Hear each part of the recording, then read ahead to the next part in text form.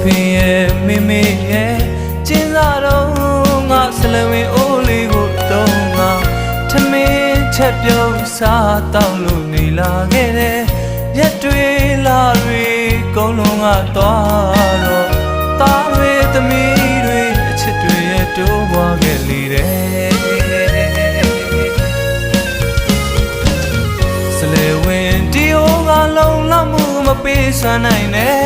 သားတွေသမီးတွေအကုန်လုံးစားနိုင်ရဲ့